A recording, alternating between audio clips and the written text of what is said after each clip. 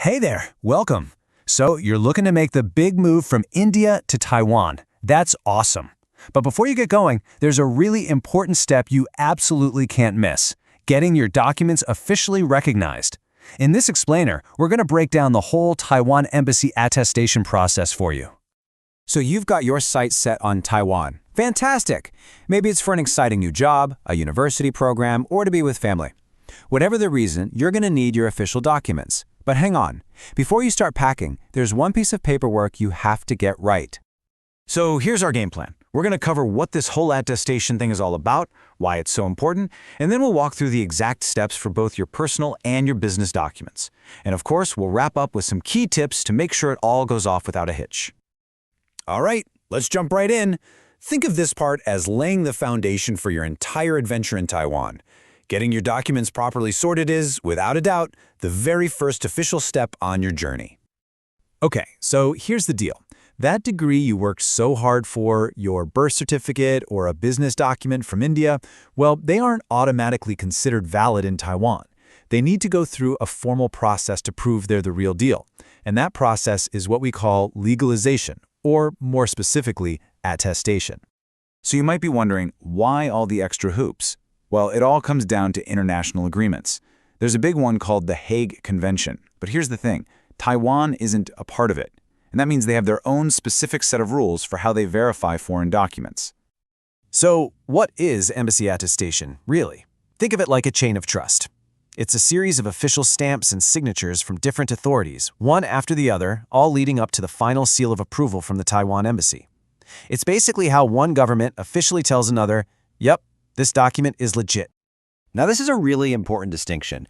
You might have heard the term apostille before. That's a much simpler, one-step process that countries in the Hague Convention use. But since Taiwan isn't in that club, it requires the more detailed, multi-step embassy attestation. So the bottom line for you is this. For Taiwan, you need attestation, not an apostille. All right, let's get practical. If you need to get personal documents ready, we're talking your university degree for a student visa or maybe a marriage certificate for a dependent visa, this is the path you're going to follow. This visual gives you a fantastic bird's-eye view of the journey your document is about to take.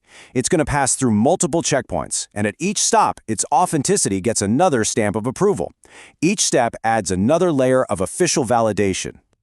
So, let's trace that journey. First up, your document needs to be verified locally, right from the source, like your university. From there, it goes to a notary public. Next is a big one, a government-level check. After that, it gets the stamp of approval from India's Ministry of External Affairs before it makes its final stop at the Taiwan Embassy. Okay, listen up, because this is important. Step 3, that government check we just mentioned, it's actually a major decision point for you. You've got a choice to make here, and it's going to have a big impact on how long this all takes. So you've got two options. Option 1 is state attestation. This is a super deep verification by the government of the state that issued your document. It's the most thorough, but it can take about 30 working days. Option 2 is SDM attestation. This is done by the subdivisional magistrate, and it is way faster. We're talking just 3 to 4 days. Which one you choose really just depends on your timeline. Once you're past step 3, you're on the home stretch. Your document heads to the Ministry of External Affairs, or the MEA, for India's final national-level sign-off. From there, it's off to the Taiwan Embassy in India for that last, crucial stamp that makes it officially recognized in Taiwan. Now, let's switch gears. What if you're not dealing with personal stuff, but with business documents? Whether you're trying to export goods or set up a company in Taiwan, the process is a little different. It follows a more corporate-focused track. Okay, for the business folks, there are 4 key steps. It still kicks off with local verification. But the big difference is step 2. Instead of a notary, your document gets checked by the Chamber of Commerce. After that, it gets back on that familiar path to the Ministry of External Affairs and finally to the Taiwan Embassy. And just so we're all on the same page, what kind of documents are we talking about here? Well, it's a pretty wide range. It could be anything from your GST certificate or a power of attorney to corporate board resolutions or even shipping documents like commercial invoices and packing lists. And this is the prize at the end of the race. After you've navigated all those steps, you get your document back, covered in all the official stamps and seals. This piece of paper right here is now your golden ticket, fully legalized and ready to go in Taiwan. Okay, we're almost at the finish line, but you're going to want to stick around for this last part. Seriously. To avoid any headaches or delays, let's quickly run through a few essential tips to make sure everything goes as smoothly as possible.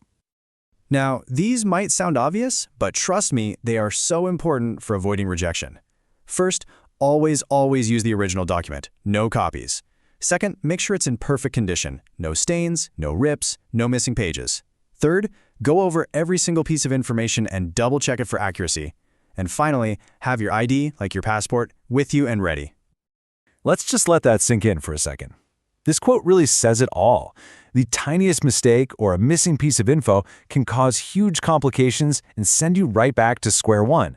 Seriously, attention to detail is your absolute best friend in this process. So, there you have it, the whole Taiwan Embassy Attestation Process, broken down. Once this crucial bit of paperwork is sorted, the door to Taiwan is officially wide open for you. The only question left is, with everything ready to go, what's your next move going to be?